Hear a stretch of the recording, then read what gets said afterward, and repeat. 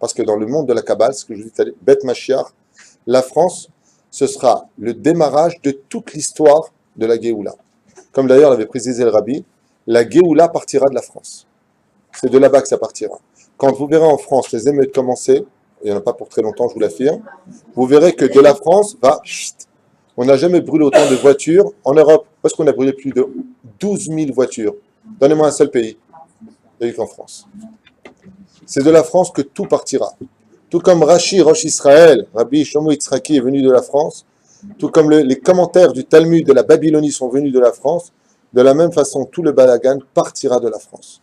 Tout viendra de là-bas. Parce que les Français sont extrêmement tout. La mentalité française, c'est des taureaux. C'est des taureaux. Quand il y a eu la guerre des 6 jours, les premiers à avoir pris des billets d'avion, la guerre ici avec les Scuds, on vient nettoyer les armes. C'est qui? De tous les pays du monde entier sont venus, hein. Mais pas comme des taureaux. Hein. Les seuls qui sont venus les premiers, c'est qui? C'est les Français.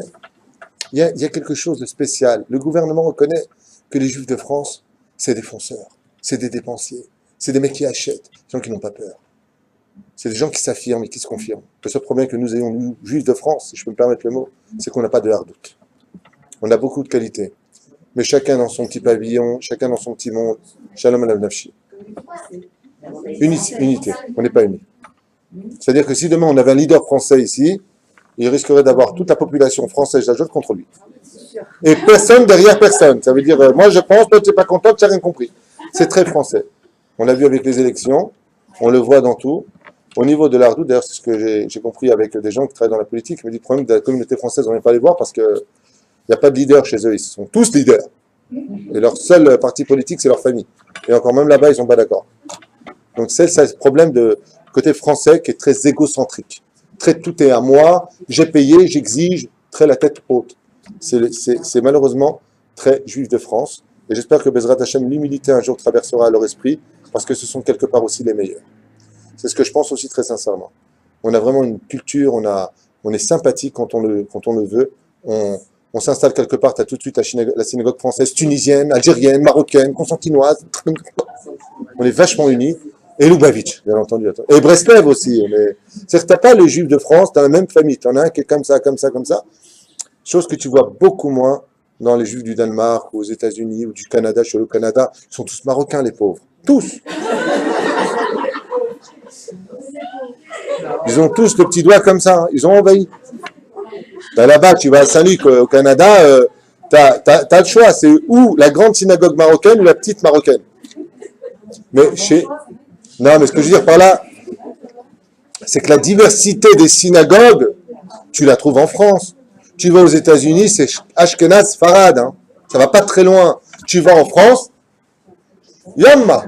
T'as même les Lubavitch, méchichistes et les non-méchichistes. 2 synagogues pour le prix d'un pour un rabbi. C'est unique au monde, la France. La France a sa particularité parce que c'est un taureau. La France a une force en elle, qui si Bezrat Hashem, vous savez que si la France demain faisait Teshuvah, si les habitants de la France faisaient Teshuvah, ça deviendrait le meilleur allié du peuple juif. Mais malheureusement, ça n'a pas été suivi comme cela, puisque à la concrétisation de l'État d'Israël en 1967, un homme qui était au pouvoir de la France moderne, dite moderne, la France, qui portait le nom du général de Gaulle. C'est-à-dire cette France allemande, la Gaule antique, la Gaule romaine. Et lui a fait l'embargo. Il n'y aura pas d'armes pour Israël.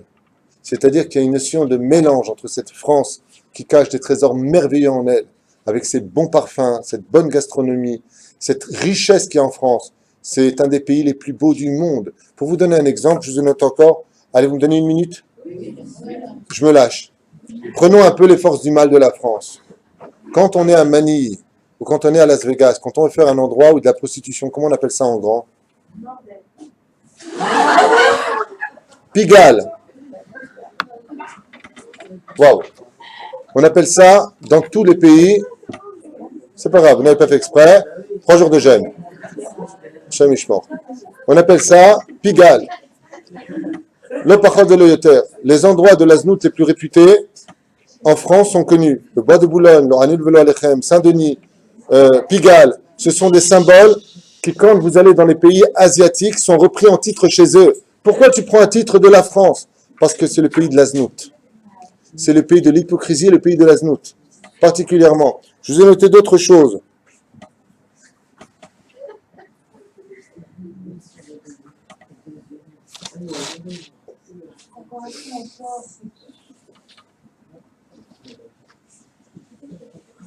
Quand on veut faire un beau pays, par exemple, aux États-Unis, quand vous allez à...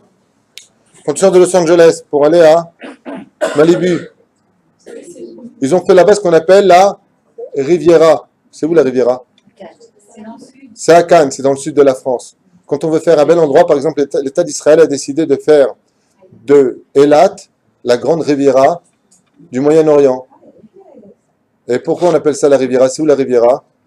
C'est là où il y a la France et la Côte d'Azur. C'est-à-dire que, une fois de plus, il n'y a pas besoin des moulins dans ce que je vous dis. Ouvrez les yeux, vous verrez. Dès qu'on veut faire du beau, c'est une copie de la France. Dès qu'on veut faire du mauvais, c'est la copie de la France. C'est la copie de la France. Parce que la France, selon la Kabbale, selon ce qu'on vient de dire ici, c'est le pays du Etzadah Tov Vara. De là-bas peut sortir le meilleur Rashi, le Balit, tout ça, tout ce qu'on vient de dire à l'instant. Mais peuvent sortir aussi les plus grandes pourritures de l'histoire de l'humanité, ceux qui nous ont vendus facilement pour un sourire ou tout simplement pour prendre notre or, nos trésors, nos appartements. Et il n'y a pas mieux que le peuple français pour agir de la sorte. Il n'y a pas mieux que pour ça. Simplement pas pour les juifs, hein, même pour ce qu'ils font pour leur populace française. Et tu vois sur YouTube, pensez à vos enfants en français, réveillez-vous. Réveillez-vous. Ils sont vendus par eux-mêmes. Il n'y a pas besoin d'Arabes pour vous prendre au territoire. Les Arabes, ils le disent, pourquoi ne pas violer un pays qui s'offre nous? Pourquoi ne pas le prendre? On n'a même pas besoin de se battre, ils nous épousent tout seuls. Voilà la France. Cette France aujourd'hui qui a retiré sa robe vient démontrer absolument sa nature, celle du Etzadah Tov Vara. La reine Bezrat Hashem, pour ceux qui ont entendu ce chiour, je leur conseille vivement de quitter ce pays d'hypocrites pour venir dans un pays où par contre la vérité saute aux yeux, c'est le pays d'Israël. Ici où quand le soleil brille, c'est un vrai soleil qui brille. Quand tu manges des fruits de tout bijva, tu manges vraiment les fruits du d'Eretz Israël. Et quand Baruch Hashem, tu as une dette à la banque, tu as une vraie dette à la banque. Déjà savait que la France était la terre de